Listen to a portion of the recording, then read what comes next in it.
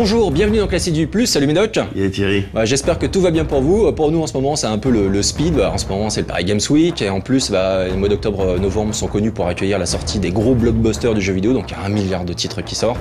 Et c'est cool parce qu'il y a vraiment de bons jeux et d'ailleurs il y en a un jeu énorme dans cette émission, mais on va voir ça tout de suite avec le sommaire. Et on commence ce classé 18+, avec un reportage sur Battlefield 3. On enchaîne avec la critique de The Cursed Crusade. Suivi comme tous les 15 jours de 3 minutes pas plus pour parler d'un jeu 3+. Avec enfin le gros morceau à la fin de l'émission, Rage. Et tout de suite, les news.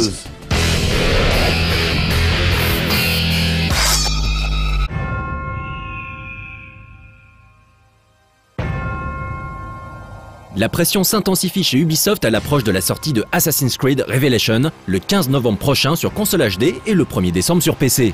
La série créée par Patrice Désilets, qui a quitté Ubisoft Montréal en 2010 pour diriger le nouveau studio de THQ Montréal, est en effet l'une, sinon la licence gamer la plus forte créée par l'éditeur français.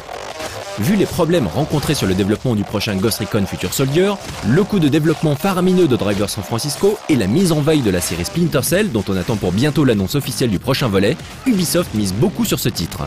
Même si Heroes of Might and Magic 6 et Just Dance 3 caracolent en tête des ventes en ce moment, le succès de Assassin's Creed doit perdurer.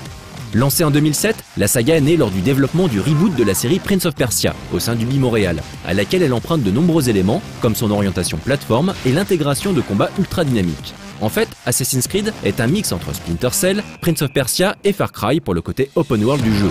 Un mix gagnant, avec plus de 30 millions de jeux écoulés à travers le monde, qui entraîna le développement de nombreux produits dérivés, comme des BD, des courts-métrages, des figurines, voire des romans écrits par Olivier Baudon. Le 3e tome de la BD est d'ailleurs vendu en exclusivité sur le stand Ubi du Paris Games Week, sa sortie en librairie étant prévue pour le 10 novembre. Sur le salon, c'est OP promo tout azimut avec la possibilité d'essayer le multi, de découvrir le jeu sur la scène centrale sur le plus grand écran plasma du monde, mais aussi d'assister à des défilés cosplay et de découvrir le solo en 3D dans un amphi fermé. L'éditeur a en effet confirmé que Assassin's Creed Revelation sera le premier jeu de la série jouable en 3D sur console HD et PC.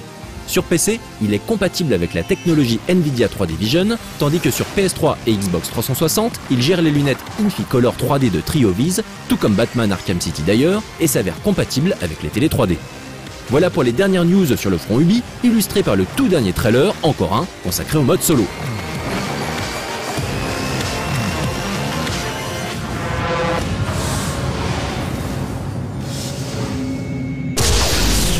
Chosen by history, a man becomes a warrior, engraved into history. A warrior becomes a hero. Petite info de dernière minute, Namco Bandai Games vient d'annoncer que Soul Calibur 5, dont la sortie est prévue pour le 3 février 2012, accueillera un invité surprise, Ezio Auditore. Il aura à sa disposition tout un arsenal, avec une épée longue romaine, un stylet, une arbalète, un pistolet caché, et bien entendu, ses lames rétractiles fixées au poignet.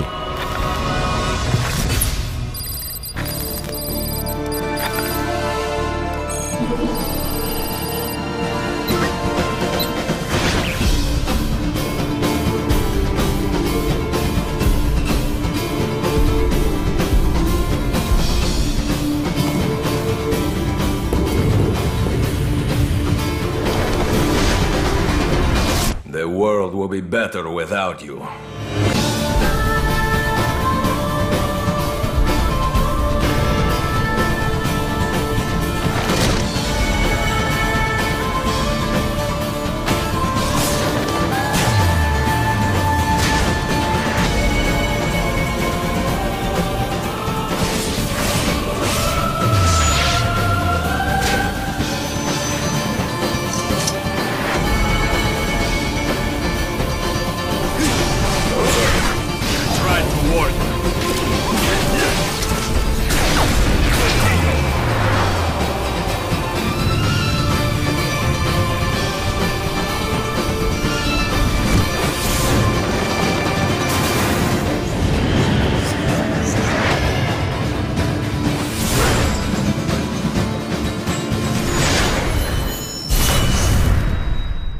Soul Calibur 5.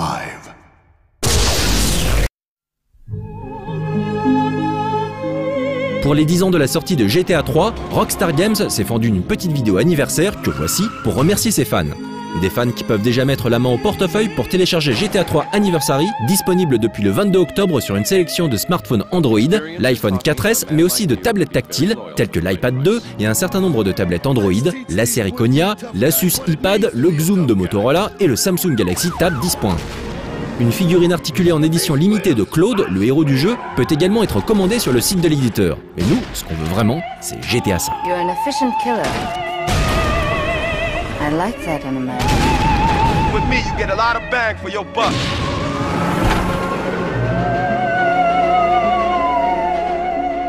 I see nothing but good things for you, my boy. Anything you want.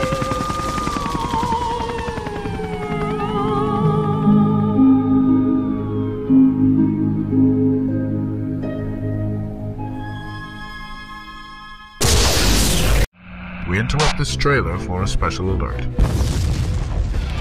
Un peu à la manière de Left 4 Dead 2, le jeu téléchargeable Zombie Apocalypse revient sur PSN et XBLA avec 4 nouveaux héros. Cette suite, intitulée Never Die Alone, se présente une nouvelle fois sous la forme d'un shoot coopératif vu de dessus, comme le sympathique Dead Nation, sorti sur PSN fin 2010, mais jouable jusqu'à 4 en ligne ou sur le même écran. Cette fois-ci, les 4 héros devront collaborer et non pas se contenter de shooter du zombie à tout va pour parvenir à quitter une île. Pour vous faire une idée sur ce petit jeu, vous pourrez télécharger la version démo sur Xbox 360 et avec un peu de chance, sur PSN également.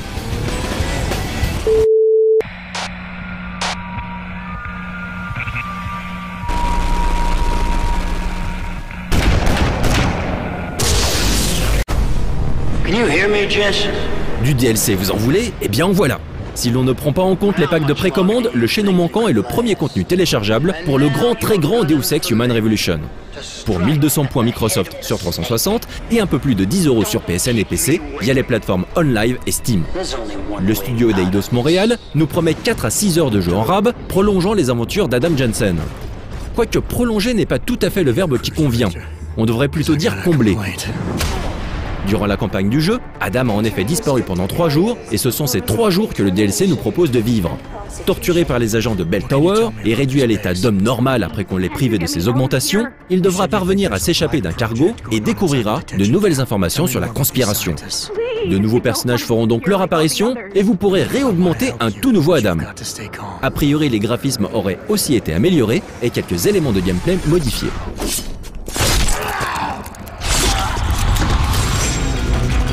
I thought possibly to recruit you. I could have used you. All you've done is make yourself a target. That's your problem, not mine.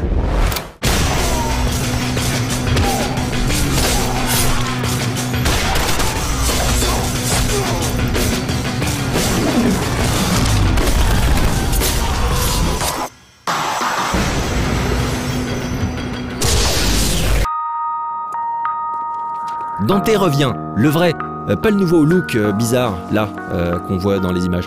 Pour les 10 ans de la série, Capcom s'apprête à sortir début 2012 les 3 premiers volets remasterisés en HD, histoire d'éduquer les plus jeunes, qui n'ont pas connu les jeux sortis en 2001, 2003 et 2005 sur PS2, et de raviver la mémoire des plus vieux. Vous noterez d'ailleurs que c'est un anniversaire fêté en retard, se destinant avant tout à paver le chemin du reboot DMC Devil May Cry, dont on voit des images en ce moment. Ceci dit, les fans de la série qui a révolutionné le beat'em all seront surtout contents de rejouer au premier. On espère donc qu'ils seront également téléchargeables indépendamment les uns des autres. Ce que l'on sait en revanche, c'est que du contenu bonus devrait être proposé, en plus des habituels ajouts de succès et autres trophées.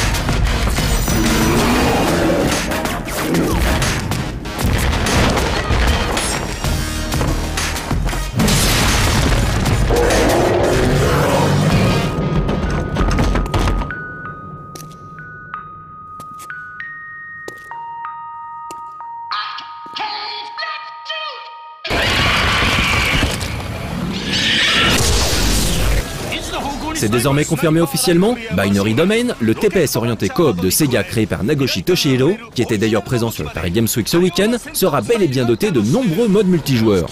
Bon, nous n'avons pas encore d'image, celle-ci datant du TGS, mais on peut quand même déjà vous dresser la liste des modes prévus. Point de contrôle, où il faudra conquérir la plus grande surface de jeu possible dans un temps limité. Survie en équipe, le dernier vivant fait gagner son équipe. Opération, où une équipe défend des réserves de matériel tandis que l'autre tente de les détruire. Et puis bien sûr les habituels Team Deathmatch, Deathmatch et Capture the Flag. Tous ces modes seront jouables jusqu'à 10. Le dernier, appelé Invasion, lui est limité à 4 joueurs et se présente visiblement comme une copie du mode Horde de la saga Gears of War. S'il est aussi jouissif, personne ne s'en plaindra.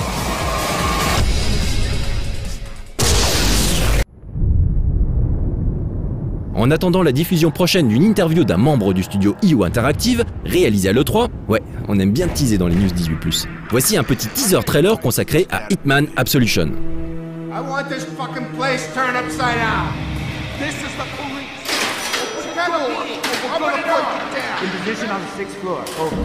I've been told this guy is highly trained. He's not gonna be waltzing in through any of the doors.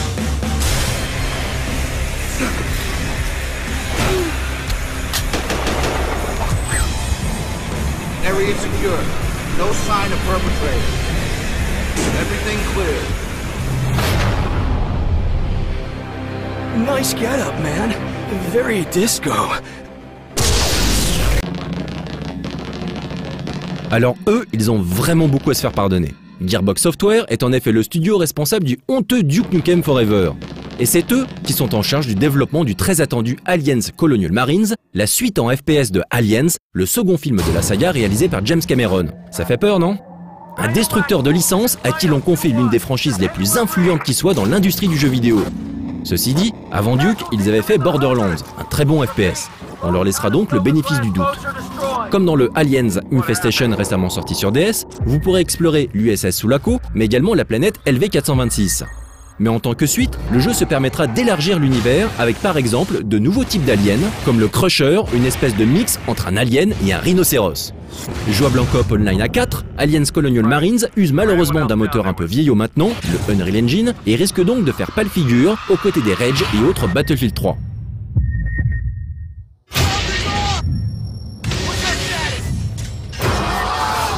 Pour le moment prévu pour le printemps 2012, on croise les doigts pour que le studio réalise le FPS ultime sur l'univers Aliens et ne se contente pas de sortir un jeu à licence de plus, correct mais sans réelle nouveauté. Gearbox travaille en effet parallèlement sur plusieurs titres, Brother in Arms Furious 4 pour Ubi, Borderlands 2 pour 2K Games, un titre encore tenu secret et Aliens Colonial Marines pour Sega, ça fait beaucoup.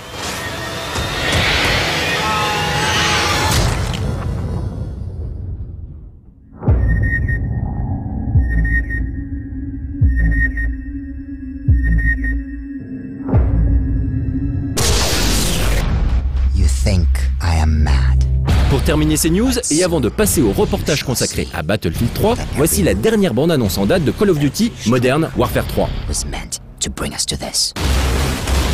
Pour rappel, ce titre sera fourni avec le service communautaire Call of Duty Elite, qui fonctionnera en gros comme un réseau social dédié aux jeux en multi, avec possibilité de lancer une partie bien sûr, mais aussi de s'entraîner, de checker ses stats, de partager des données, etc. Un service visant bien entendu à fidéliser encore plus la communauté de fans et à la faire payer en conséquence. Un abonnement premium à 50 € l'année donnera ainsi l'accès, entre autres, à l'ensemble des DLC. Il permettra également de créer et gérer ses propres clans, d'accéder à des compétitions quotidiennes et à du contenu exclu, bref, un vrai petit World of Duty. You will find the will of a single man can be broken.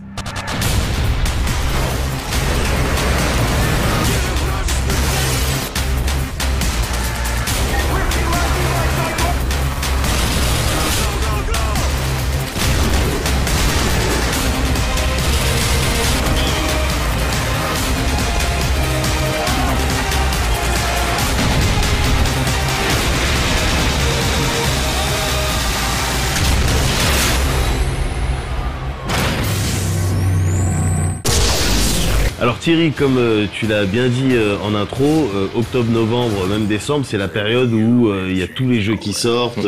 En tout cas, il y a beaucoup de sorties. Et du coup, naturellement, il y a beaucoup d'events et de soirées liées à ces sorties. Et dans la mesure où c'est moi qui me les tape toutes, de bon cœur. Moi, je fais que bosser. Ouais, non, mais j'y vais. Mais tu représentes. Volontiers, et je représente systématiquement. Mais du coup, ça me fait perdre beaucoup de mana. Et c'est la raison pour laquelle, là, vous vous rendez compte que peut-être je suis un petit peu en perte de vitesse. Vous dites, tiens, le médoc, il n'a pas la pêche. C'est normal, il faut un certain temps pour que mon sang, en fait, il se régénère, qu'il filtre tout ce que je peux introduire dedans. Donc c'est pour ça, mais vous inquiétez pas, ça va super bien autrement. Et puis en plus, ça fait un gros reportage. Et puis en plus, j'ai même, j'ai puisé dans mes ressources, dans mon mana, pour vous faire ce reportage sur Battlefield 3, évidemment fucking attendu, et donc je vous invite à le regarder tout de suite.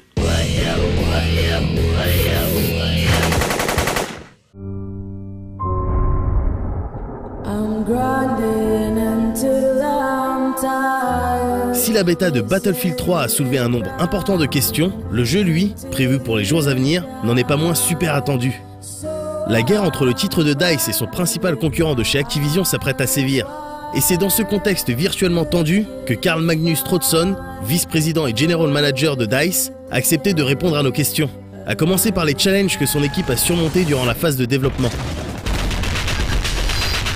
Well, I think there's a couple of them actually. One of them is definitely that this is the biggest and boldest thing that we have ever done. It's the biggest game that DICE have ever done. For instance, we're shipping it with both single player, co-op, and multiplayer, all in the same, out of the box.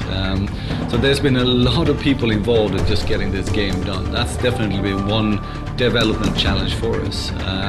The other one has perhaps been a bit more emotional, and that is actually to build a sequel to Battlefield 2, which is one of the games that the community probably holds the highest in the series. As, it's the best game ever done, in the series, and creating a sequel to something like that comes with a lot of responsibilities. So that's also been a challenge as well, but perhaps more on the emotional plane. L'intérêt de la série des Battlefield repose principalement sur le multijoueur. Un constat que les équipes de DICE ont évidemment assimilé et qui, notamment grâce au feedback de la communauté, les a aidés à proposer de nouvelles features intéressantes pour ce Battlefield 3. Well, the multiplayer in Battlefield 3 has definitely taken a big step forward in many different ways, both on the high level with things like on PC that we have brought back so you can play 64 players together on PC, as well as introducing new vehicles like we had in Battlefield 2, the jets for instance. These are very, very big steps that changes the whole Battlefield and how you play it to taking it to a very even larger level. But there is also a lot of innovation in the game on a finer and smaller level, and a lot of this is actually based on feedback from the community. Things like we actually now can go prone in the game, you can lie down on the ground, which you haven't been able to do that. That's based on feedback from the community. People also really wanted to see a more advanced way of joining games on the console, so that's why we've now, as the first game ever in the Battlefield series, and I don't think any other one have done it before, we have a server browser on console as well, similar to what the PC audience have been using for a long time. We're now giving this more advanced tools to the console audience as well. That was also based on community feedback. So we are definitely listening a lot to what the community and has been saying for some time, and then implementing and changing and making these kind of putting these kind of innovations into the game. I mean, in Battlefield 3, the maps will definitely be large enough for you to be able to fly the jets and have dogfights and these kind of things. And usually what we do is that you have one area where the vehicles, the ground vehicles and the infantry can move. If you go out of bounds, you get a message saying that you need to go back. For the jets and often for the helicopters as well, this area is bigger, meaning that they can fly in, do an attack, and then they can go out and turn around and come back again, which makes it much more it works properly for them as well, so they have enough room to maneuver in. But at the same time, the jets can't fly as fast as they do in real life. We're not building a simulator here, we're building something that's supposed to be fun, so they fly slower as well, which means that it's possible to stay inside the area. Mais le multi n'est pas le seul mode sur lequel les joueurs pourront perdre du temps, puisqu'en plus d'une campagne solo qui, à défaut d'être vraiment originale au niveau du scénario, promet des explosions dans tous les sens, Battlefield 3 propose également un mode coop à part entière. The co-op campaign in Battlefield 3 is definitely a separate campaign, or whatever you want to call it. You're not playing the single-player missions, and you're not playing the multiplayer levels. It's actually custom-built campaign missions just for the co-op, which you and a friend can play together. It's 2-player co-op. Of course, we have borrowed some parts of maps, so you might recognize some of the levels, but they're built specifically for co-op, and we felt that was quite important to get to the level of quality in the co-op that we wanted to build. Depuis plusieurs mois maintenant, les pics de dice à l'encontre de la série Call of Duty n'ont cessé d'amuser la presse et d'alimenter les guéguerres entre les communautés respectives. Certaines de ces phrases étaient, selon nous, un peu fortes de café, et c'est probablement la raison pour laquelle Karl semble vouloir recentrer le débat. I would say this, at DICE we're game developers, we're quite competitive, but we are first and foremost competitive against ourselves. Our goal is always to make a better game than the one that we did before. Naturally, we wanted to sell more as well than the game did before, but we are competing with ourselves, and we are very focused on just making the best Battlefield game that we can do. That's our main focus. Naturally, it is interesting to that we are going up so closely against the other competitive titles out there now for this Christmas, but at the same time, we need to stay focused on what it is that we are doing. As for the whole idea of that there's a competition in there, I think the FPS genre is probably one of the most competitive genres out there. Not just because there's a lot of shooters out there, but also because the FPS crowd is demanding a lot from their games.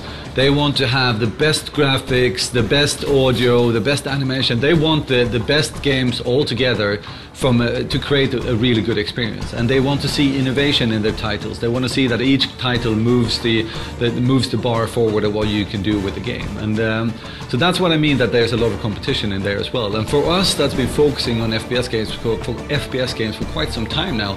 I like that competition. I like that we are in an environment where we always have to challenge ourselves to make better, to push and to make a game that is even better than we did before. So from that perspective, I think it's pretty healthy.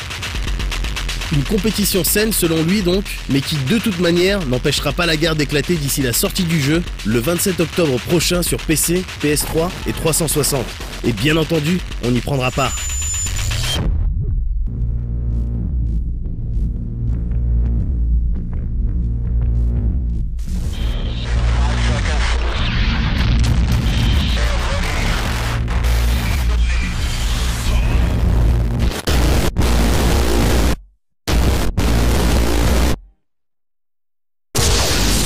Voilà donc le reportage sur Battlefield 3. Donc évidemment t'as vu que j'avais pas manqué de lui poser des questions sur ces petites phrases un petit peu assassines que sa team et les mecs d'EA notamment avaient lâché concernant Call of Duty. Tu sais, cette histoire de je veux voir la série des Call of Duty pourrir de l'intérieur, tout ça. Et ce sur quoi il a réagi très bien. Comme un gentleman ou Exactement, comme un gentleman. Et on peut pas en dire autant sur EA, sur les pratiques d'EA en Suède. Je sais pas si vous avez entendu parler de ça, mais apparemment ils auraient mis des petites pressions aux testeurs des différents magazines, différents sites internet en Suède, en leur envoyant un questionnaire et en leur demandant, avant de leur envoyer une copie donc, de Battlefield 3, une version review de Battlefield 3, en leur demandant est-ce que vous connaissez déjà bien la série des Battlefield, donc jusqu'à la normale, est-ce que vous avez joué aux deux, demander un petit CV en fait. Ouais, quelle note vous avez mis aux deux, est-ce que vous avez testé Call of Duty Black Ops, juste comme ça pour savoir, et quelle note vous avez mis, quels sont vos rapports d'une manière générale avec eux, enfin plein de questions pour savoir tout simplement si ils allaient leur filer une version à eux ou pas. Et alors évidemment il y a eu un style de mini-scandale, les gens ont le truc. Et suite à ce petit truc, évidemment, IS s'est excusé platement en disant ouais c'est pas normal ce qui s'est passé en Suède avec le département IA en Suède, c'est pas normal. On s'excuse pour tout le mal qu'on a fait, ça se reproduira plus jamais. En tout cas, ça explique une chose, c'est qu'en effet, il y a deux communautés qui vont se confronter, la communauté Battlefield et la communauté Call of Duty, mais en plus, derrière, c'est quand même une histoire de gros sous, quoi. Il y a énormément d'argent en jeu, et donc du coup, évidemment, des pressions sont effectuées de part et d'autre. Donc voilà, ça permet de resituer un petit peu le débat et la situation, quoi. Mais bon, en France, nous, on ça fait un peu penser aux croisades, en fait. Ouais, c'est ce truc, hein, genre un peu où ça charcle la lâche dans tous les sens. On va voir ça tout de suite avec la critique de The Curse Crusade. Pas The Burn Crusade, The Curse Crusade.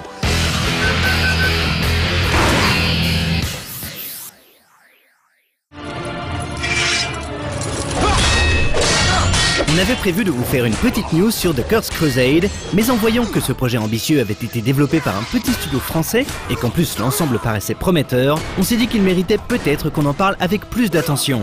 Dernier né de Kiloton, The Cursed Crusade est un beat'em all médiéval fantastique sur fond de vérité historique, en TPS en quelque sorte, les guns en moins, l'arbalète et l'arc en plus.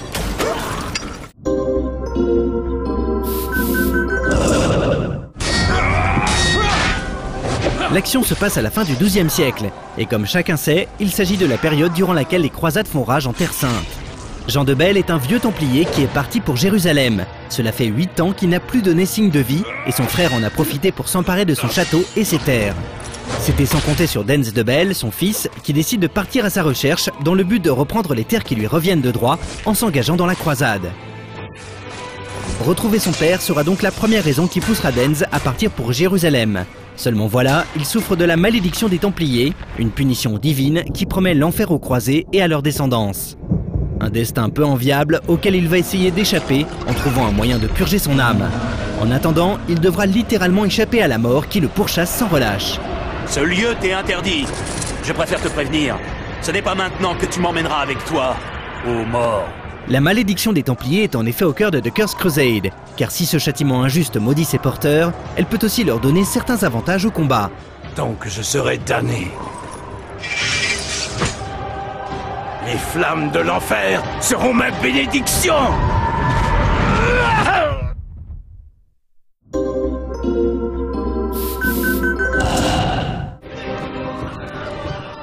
Étonnamment, le jeu offre une grande variété de mouvements. Assez facile à maîtriser, ils permettent d'effectuer des joutes relativement dynamiques à base de combos, de contres et de finish moves en fonction des armes que porte le chevalier. Les armes d'ailleurs ont une durée de vie plutôt faible et peuvent se briser si elles sont trop sollicitées. Il est cependant possible de les remplacer en ramassant celles des ennemis tombés au combat. À tout moment, Dens pourra donc s'adapter à la situation et il pourra faire son choix parmi un vaste arsenal qui comprend des épées à 1 ou 2 mains, des masses et bien sûr des haches. Sachant qu'il est possible de combiner plusieurs armes à la fois, inutile de dire que le chevalier français saura oxyre ses opposants de bien des manières. Sans trop rentrer dans des détails techniques, il est possible d'améliorer son personnage à la fin de chaque niveau en lui faisant apprendre de nouvelles techniques ou en augmentant au choix sa force, son armure ou encore sa résistance à la malédiction qui consume son âme. Car oui, le jeune de Belle peut l'utiliser en sa faveur. En tuant ses ennemis, Dens remplira sa barre de malédiction qu'il pourra activer à tout moment. L'enfer et ses flammes l'entourent alors, et il prendra une forme démoniaque qui rendra ses attaques imparables. Une fonctionnalité très utile quand les ennemis sont nombreux et résistants. Il ne faudra cependant pas en abuser car une fois que la barre sera épuisée, l'énergie du chevalier sera drainée jusqu'à ce que mort s'en suive.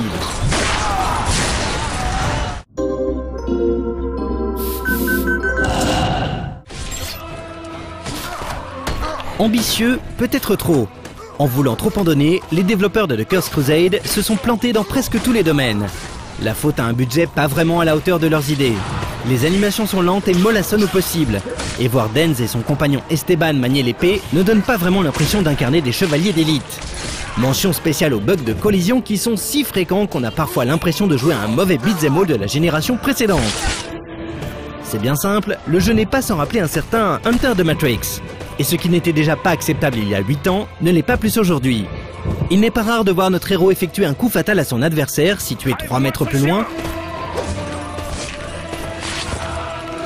ou de voir Esteban, son acolyte, bloqué soudainement par des murs invisibles. On ne va pas parler de la caméra, souvent capricieuse, mais notons quand même l'IA, qui a cette manie ridicule d'attendre sagement qu'on ait fini d'en découdre avec un adversaire pour venir s'interposer à son tour, ou encore les effets sonores qui viennent en décalage de plusieurs secondes quand ils ne sont pas mystérieusement absents. Vous l'aurez compris, répertorier tout ce qui ne va pas dans The Cursed Crusade pourrait prendre des heures, et c'est d'autant plus dommage car sur le papier, le jeu a tout pour plaire. De bonnes idées de gameplay, un scénario qui tient la route et un voice cast assez énorme. Trop nombreux et fréquents, ces défauts viennent à chaque fois plomber notre immersion, quand ils ne nous donnent tout simplement pas envie d'éteindre la console.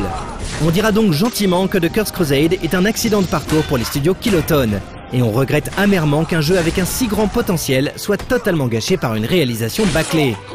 Au final, on espère quand même que les développeurs prendront en considération toutes ces imperfections et qu'ils trouveront le courage de travailler sur une suite qui gommera tous les défauts de cet épisode, car il ne fait aucun doute que The Cursed Crusade, sans tous ses bugs, pourrait être un excellent jeu. Je ne vous laisserai pas voler ce que j'ai passé une vie à protéger. Je suis toujours dans un cauchemar, ou tu viens vraiment de me sauver la vie? C'est bel et bien un cauchemar, mais il est plus réel que tu ne l'imagines. Lève-toi et bats-toi si tu veux vivre. Très bien, je vais me battre à tes côtés, car je te dois la vie sauve. Mais tu me devras une explication. Bon, on dit toujours, ouais, le jeu vidéo, c'est que des trucs violents, etc., avec des croisés qui se tapent dessus, avec des militaires qui se fraguent, avec des dieux de la guerre qui s'étripent. Ben non, il n'y a pas que ça, il y a aussi des simulations de pêche. Et en l'occurrence, Sega Bass Fishing. Donc je sais pas si vous vous rappelez de ce jeu qui était sorti à l'époque sur Dreamcast, avec une manette spéciale. Ouais. Tu y avais joué toi ou pas? Non, carrément. C'était carrément classe. C'était vraiment un club select, tu vois, très hype qui jouait à ça. Genre c'était la grande classe à l'époque. Donc aujourd'hui, on va voir si c'est toujours la grande classe, puisque le jeu est disponible dorénavant sur XBLA, également PSN. Donc voilà, un petit 3 minutes pas plus quoi.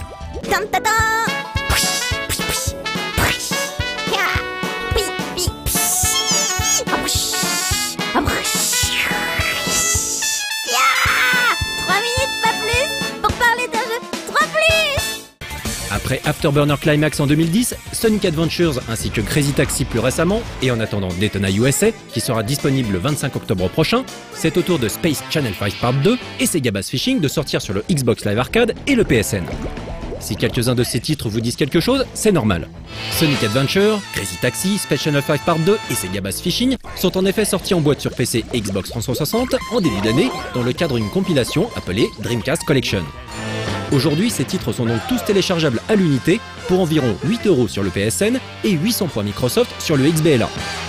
Celui qui nous intéresse aujourd'hui est Sega Bass Fishing, une simulation de pêche sortie sur Dreamcast en 99 et 2 ans auparavant en arcade. De nombreux joueurs se rappellent de la version Dreamcast pour son périphérique, le Fishing Controller, qui reproduisait une canne à pêche avec le moulinet, mais sans la ligne bien sûr. Alors évidemment, sans la manette, c'est tout de suite moins fun. Même si sur PSN, le jeu gère le PlayStation Move. En revanche, point de Kinect pour la 360. Car il faut bien l'admettre, quoi de plus improbable qu'une simulation de pêche? Non, c'est vrai, sous la forme d'un minigame dans un Zelda passe encore, mais une simulation de pêche. Qui aurait pu imaginer qu'un tel loisir puisse donner naissance à un jeu vidéo? Bah Sega l'a fait. Et sur Dreamcast, le jeu avait rencontré un joli succès grâce à la manette.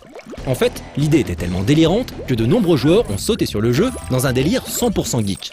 Jouer à Sega Bass Fishing, c'était hype. Mais 12 ans plus tard, sans la manette, et malgré des graphismes lissés en HD et une poignée de succès, ça le fait tout de suite moins. On retrouve les 8 spots de pêche à différents moments de la journée et avec des conditions météo variées, ainsi qu'une quinzaine d'appâts. Chaque appât, sachant que l'on en débloque de nouveaux au fil du jeu, titille différemment la poiscaille en possédant chacun des caractéristiques uniques et un niveau de difficulté. Certains restent en surface, d'autres plongent directement dans la vase, à vous de faire le bon choix en fonction des poissons et des conditions de pêche. 2 avatars seulement sont proposés, un homme ou une femme. On le déplace à différents endroits du lieu investi pour envoyer sa ligne un peu partout. Une fois le poisson attiré, il faut parvenir à le ferrer avant de le ramener jusqu'à son embarcation sans qu'il s'échappe en surveillant la tension de sa ligne. Tout est donc question de dosage, sachant que le temps est limité si vous choisissez les modes arcade et original et non le mode entraînement. Dans le mode arcade, il faut relever plusieurs objectifs en poids afin de passer au spot suivant pour finalement atterrir dans la zone secrète où il conviendra de pêcher un super bass. Dans le mode original, on participe à une poignée de tournois se déroulant à différents moments de la journée. Bien entendu, il est possible de comparer ses performances en ligne. Alors c'est vrai, on se prend vite au jeu. L'instinct du chasseur sans doute, un truc lié à la partie reptilienne de notre cerveau. Mais après 15 minutes, on regrette le temps où l'on brillait avec sa Dreamcast et sa manette spéciale. Et on se dit qu'un jeu de pêche, c'est quand même une idée à la con. On va maintenant attaquer le gros morceau de cette soirée avec la critique de Rage. Donc on va tout de suite désamorcer un petit éventuel débat qui pourrait avoir lieu sur les forums. Donc on a fait la critique sur la version 360, tout simplement parce que les développeurs ont quand même focalisé leur développement sur les consoles HD. Mais malgré tout, Seb donc, a testé la version PC et donc on en parlera aussi dans la critique. Autre chose également, pour partager un petit peu notre quotidien, genre à No Life, c'est moi donc qui ai accepté de faire la critique. Et c'est vrai qu'au début, genre j'ai l'habitude, des FPS, j'en fais pas mal. Et une campagne dans un FPS, c'est 6-7 heures max et hop, tu finis le jeu tranquille ou quoi. Là, c'était carrément pas le cas.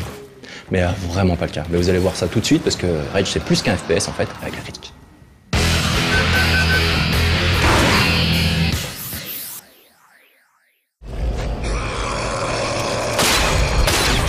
Nintendo et le jeu de plateforme, Rockstar et les productions open world, Codemasters et les simulations de rallye, Blizzard et la stratégie temps réel, Naughty Dog et le jeu d'action-aventure, Treasure et le shoot, entre autres, il y a des studios comme ça que l'on attend au tournant dans un genre précis, tout simplement parce qu'ils ont acquis une maîtrise totale de leur sujet. Eh bien, pour le FPS, c'est id Software qui fait vibrer depuis des années le cœur des fragueurs, même si Valve, DICE et Infinity Ward ont davantage fait parler d'eux ces derniers temps. Il faut dire que le dernier FPS des papas du genre remonte à 2004 et Doom 3, sauf si l'on compte Quake Live. Du coup, on serait presque tenté de parler de papis du FPS. Des papis sur le retour donc, qui réinvestissent les tranchées qu'ils ont eux-mêmes creusées pour découvrir que ces dernières sont occupées par une foule de jeunes soldats prêts à en découdre. Aussi mythiques que soient les licences Wolfenstein, Doom et Quake, le FPS rime aujourd'hui avec Call of Duty, Battlefield, Killzone ou encore Halo. D'où notre curiosité mêlée de crainte et d'espoir à l'égard de ce Rage, la nouvelle IP de id Software. Une crainte d'autant plus exacerbée que le studio a souhaité créer une campagne solo ambitieuse, empruntant de nombreux éléments en RPG, pour finalement mettre en retrait ce qui l'avait toujours distingué, le multijoueur. Car les FPS estampillés id Software ne sont pas particulièrement reconnus pour être de bons jeux solo. L'exemple type étant la saga Quake, un solo anecdotique constituant avant tout une démo technique de leur moteur 3D et un multijoueur mythique. Rage s'avère donc une prise de risque pour le studio américain, d'autant plus que le jeu semble avant tout avoir été pensé pour les consoles et non le PC, ce qui pour de nombreux fans est une hérésie sans nom, un véritable camouflet.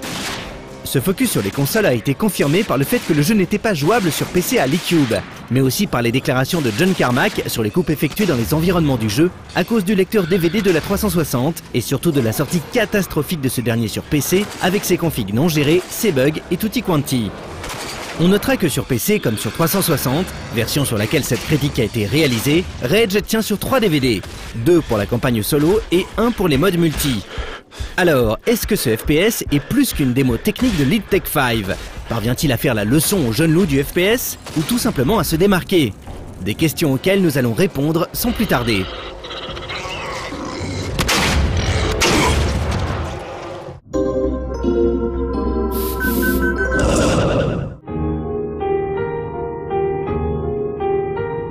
En 2004, soit la date de sortie de Doom 3, un énorme astéroïde est repéré dans l'espace.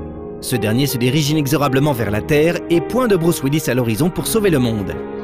Une fois le danger avéré, le projet Eden est lancé en 2025. Plusieurs milliers d'arches sont enterrées, celles-ci abritant un petit groupe d'êtres humains triés sur le volet pour assurer la survie de l'humanité. Avant d'être cryogénisés, on leur injecte des nanotrites, une technologie non testée destinée à protéger leur organisme. Décembre 2029, l'astéroïde s'écrase à la surface de notre planète pour une terraformation express définitive.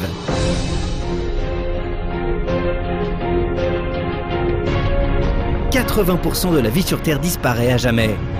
En 2035, les survivants sortent de leurs abris et s'organisent en clans pour ériger des camps, des villes, des tribus, afin de recréer un semblant de civilisation. 106 ans après la catastrophe, votre arche émerge et vous en sortez pour découvrir une Terre labourée par les impacts, peuplée par des créatures mutantes et une poignée d'êtres humains désespérés. Vous êtes le seul survivant de votre arche, et il en faut peu pour que vos premiers pas dans les Wastelands soient les derniers.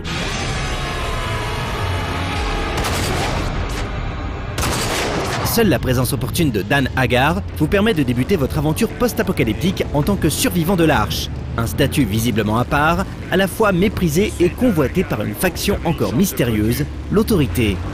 Vous savez que les survivants de l'Arche rapportent un paquet de blé quand on les livre à l'Autorité ? Très vite, il apparaît évident que votre survie dépendra des services rendus aux survivants croisés. Alors voilà ce que vous allez faire. Allez au repère des bandits et tuez-les tous, jusqu'au dernier. Vous êtes différent.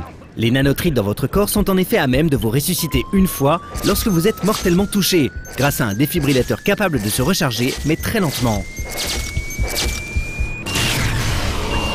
Comme dans toute bonne société post-apocalyptique qui se respecte, le troc est roi. Il faudra fouiller les corps, ramasser les objets qui traînent, pour ensuite les échanger contre de l'argent. À l'aide de schémas, vous devrez apprendre à fabriquer tout un tas de choses pour sans cesse améliorer votre équipement, afin d'espérer survivre aux clans les plus agressifs, mais aussi aux mutants, sur lesquels l'Autorité semble procéder à de mystérieuses expériences. Il faudra traverser les Wastelands à bord de divers véhicules pour rallier les camps, les fortifications, les villes, les abris, et gagner la confiance des rares survivants en acceptant d'endosser pour eux le rôle de coursier, de sauveteur, d'informateur ou de nettoyeur. La plupart des personnages ont quelque chose à dire. Un commentaire lié à l'un de vos récents exploits par exemple, la dernière rumeur en date ou une mission à vous proposer. Il paraît que l'autorité a envoyé des drones. S'il était difficile de faire mieux que le casting US, qui comprend par exemple l'immense John Goodman, alias Walter dans The Big Lebowski, le doublage français est tout à fait correct. Rage propose ainsi un monde riche, d'une terrifiante beauté que vous devrez explorer de fond en comble pour comprendre les enjeux qu'il dissimule. On pense à Fallout 3 bien sûr, également édité par Bethesda et auquel Rage rend d'ailleurs hommage via un petit easter egg, mais aussi à Borderlands, des jeux aux univers imposants. Le titre id Software réussit donc son premier pari, celui de proposer un véritable univers.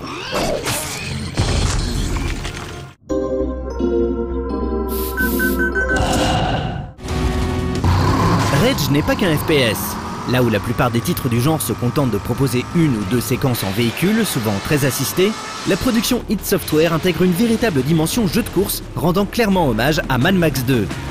À bord d'un quad et de plusieurs types de buggy, vous pourrez ainsi traverser les Westlands pour rallier un camp ou un spot particulier, traquer des bandits, livrer des paquets, détruire des drones en réalisant des sauts démesurés, participer à des courses, etc. Des courses contre la montre, contre des adversaires armés ou non. Vos véhicules sont susceptibles d'être customisés et améliorés grâce à des certificats de course qui vous permettent d'acquérir de nouvelles pièces, mais ils peuvent aussi être réparés et équipés de diverses armes et bonus. Ces bonus devront d'ailleurs être sélectionnés et affectés à la croix directionnelle préalablement à la sortie de votre garage. Une richesse indispensable tant les déplacements à travers les Westlands sont nombreux.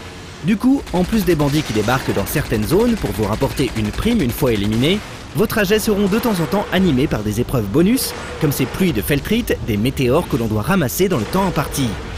Ce défi aléatoire, qui rappelle ceux qui ponctuaient les longues traversées en bateau de Zelda Wind Waker, témoigne du soin apporté par le studio à la dimension course de leur jeu. Rage est aussi un RPG, dans le sens où l'on peut améliorer l'équipement et les caractéristiques de son personnage, naviguer librement dans les Westlands, accepter des quêtes annexes, se balader dans des villes, jouer à des minigames, interagir avec des NPC, etc. Bref, comme dans un RPG, il n'est pas rare de débuter une partie en se demandant quoi faire, ce qui est plutôt rare dans les FPS classiques. On peut consulter le tableau des petites annonces pour accepter une mission requérant vos talents de sniper par exemple, faire une course, retourner dans un lieu précédemment visité pour ouvrir une porte jusque-là fermée ou voir si un NPC n'aurait pas une petite mission à proposer, participer à une télé-réalité, rechercher des plantes dans les Westlands pour jouer les alchimistes en herbe, gagner des sous de telle ou telle façon, avec ce jeu de hasard par exemple, à base de figurines holographiques. En acceptant l'épreuve du couteau cher au Bishop de Aliens, ou en jouant aux cartes. Vous pourrez en effet acquérir un deck de base qui sera enrichi par des cartes collector planquées un peu partout, scindées en famille avec les bonus qui vont bien. Un vrai petit Magic miniature, complet et réellement intéressant, de quoi allonger encore la durée de vie de quelques heures. Et bien sûr, il y a les missions Histoire, celles qui font avancer la campagne et vous permettront à terme d'intégrer la résistance et de vous confronter à l'autorité. Il est même possible d'accepter plusieurs missions et de choisir celle à faire en priorité via l'interface du jeu, riche et ergonomique. En revanche, quel dommage de ne pas pouvoir afficher une carte, car les Westlands sont vastes. Et puis dans le jeu, tout se customise. Les véhicules, les armes, les munitions, les nombreux gadgets à fabriquer, voitures téléguidées, sentinelles, tourelles. Mais Rage reste avant tout un FPS, et un FPS old school. Pas de cover system donc, et on peut transporter toutes les armes acquises, comme dans Resistance 3, pour prendre une référence récente. En revanche, si le monde du jeu est open world, les niveaux FPS, eux, sont ultra linéaires. On avance donc dans un couloir qui plus est obstrué par les fameux murs invisibles qui nous agaçaient tant à l'époque. Impossible par exemple de sauter par-dessus ce petit obstacle, ce qui est franchement agaçant. Heureusement, la multitude d'armes ultra jouissives à utiliser est là pour faire passer la pilule. Les windsticks qui décapitent les ennemis.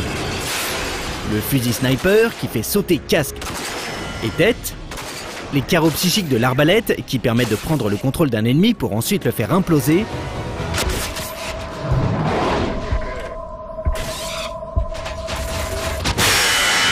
et puis que serait un FPS id Software sans shotgun, qui avec des munitions explosives réduit les mutants en une nuée sanguinolente. Pas le temps de s'ennuyer donc.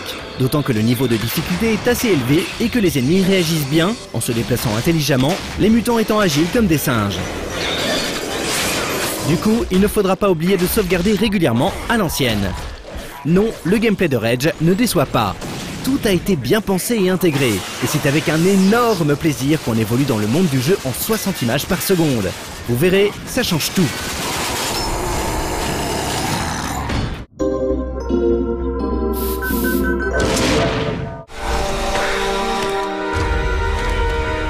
Rage est un titre ambitieux, et c'est parce qu'il est ambitieux qu'il s'expose à certaines critiques. C'est aussi un jeu open world avec des missions linéaires. Mais c'est aussi un FPS sans mode multijoueur, un comble. Alors bien sûr, il est possible de participer à des courses en multi, et surtout de faire quelques missions en coop, que ce soit en ligne ou en écran splitté, en insérant le 3e DVD. Celles-ci sont d'ailleurs excellentes et permettent de jouer d'autres personnages pour en apprendre un peu plus sur leur background. Ceci dit, un FPS id Software sans multi dédié au FPS, ça fait bizarre. Mais le studio n'a jamais caché ses intentions, créer un jeu solo ambitieux et en cela, il a réussi. On va maintenant passer à l'aspect technique en commençant par un petit focus sur la version PC testée par Seb. Sur PC, Rage a été au premier abord une grosse surprise pour les joueurs, et cela dans le mauvais sens du terme.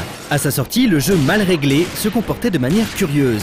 Les joueurs ont été surpris de constater des chargements retardés de textures, les fameux pop-up qui semblent incompréhensibles sur les ordinateurs actuels. De manière plus surprenante encore, le jeu ne proposait quasiment aucun réglage graphique, ce qui permet souvent d'ajuster les performances au niveau de sa propre machine. Tout cela était vraiment étrange venant de la part d'id Software, les maîtres historiques du PC. C'était la rançon d'un développement orienté console, comme l'avait admis John Carmack, le développeur star d'id Software. Fort heureusement, le jeu a été patché depuis sa sortie, ses problèmes ont quasiment complètement disparu et le minimum syndical des réglages graphiques est désormais disponible, permettant une expérience de jeu très agréable. Les joueurs PC auraient quand même préféré éviter la mauvaise surprise du départ. Sur console comme sur PC, le jeu est d'une beauté à couper le souffle grâce à l'utilisation du tout nouveau moteur graphique id Tech 5 et des fameuses méga-textures. Une méga-texture, c'est un peu comme une gigantesque nappe que l'on poserait sur une table à manger, plutôt que de la camoufler avec une multitude de serviettes de table. Résultat, les environnements du jeu sont tous différents, sans texture qui se répète à l'infini, les graphistes ayant pu peindre sur cette nappe pour créer un monde unique d'une richesse inouïe. Les effets de lumière sont également très réussis. En revanche, l'utilisation des méga-textures a tendance à figer les décors. Quasiment rien n'est destructible et seuls les ennemis et les véhicules sont gérés physiquement.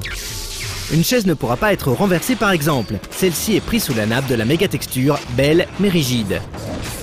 Le jeu tourne aussi en 60 images par seconde, un véritable exploit. Alors sur console, on voit les textures s'afficher lorsqu'une portion du niveau finit de se charger, et le son est parfois légèrement décalé. Mais cela ne dure qu'une seconde et ce n'est en rien perturbant. Et le problème s'avère quasi inexistant lorsqu'on installe le jeu sur son disque dur.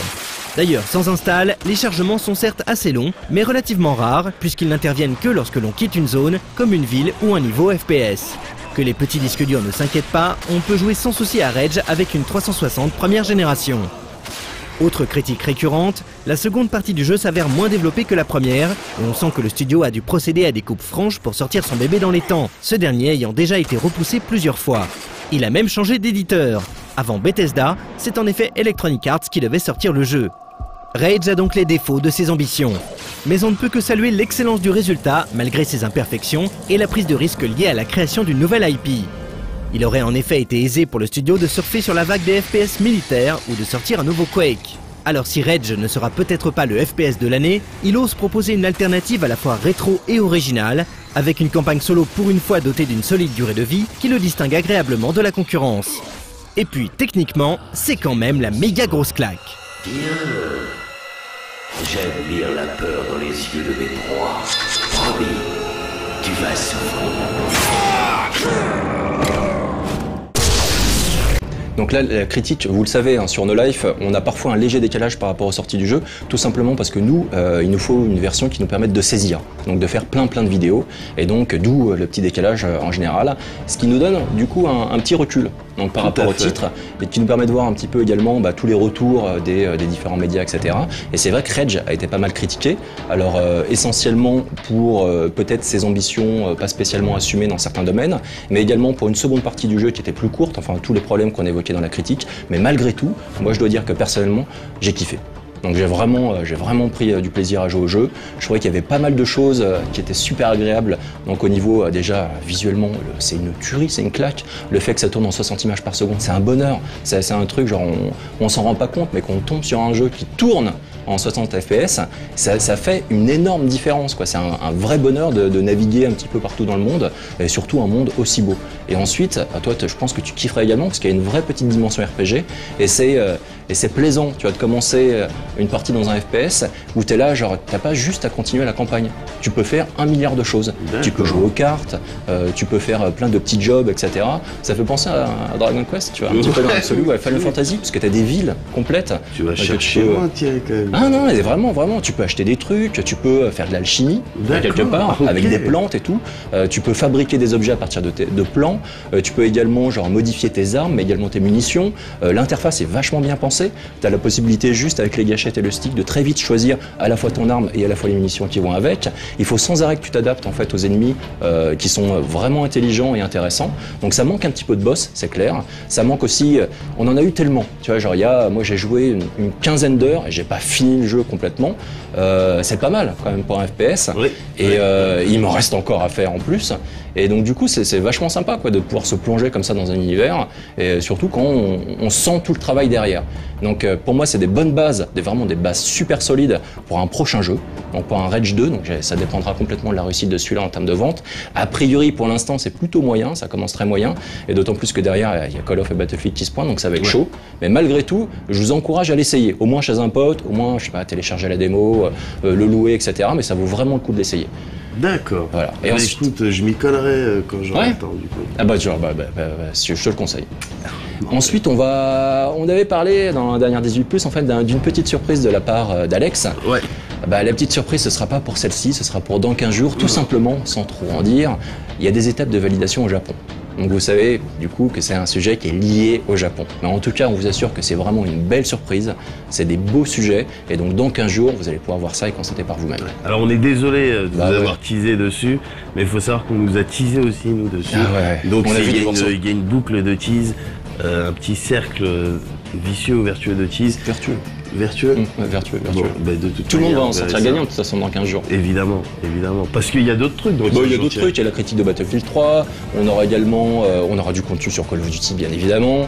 On va parler d'un salon en Russie qui s'appelle Hygromir, qui a été réalisé par Julien Pirou, donc qui permettra de constater un petit peu l'importance du PC là-bas. Et donc évidemment c'est un marché qui est très très orienté FPS, des jeux bien bourrins, bien 18+, d'où le reportage en classique 18+. Et voilà quoi, genre du beau contenu. Du showtime aussi, du showtime qui aura peut-être rapport avec ce salon, je sais pas. Avec des booth babes, tu penses? Ouais, je sais pas. Peut-être, on verra. Les petites Ruskov là. Bon, je vais... Rendez-vous dans 15 jours, tu pars sur Paris Games Week. Ouais, je vais bouger encore. Si vous avez des foies à vendre, je prends.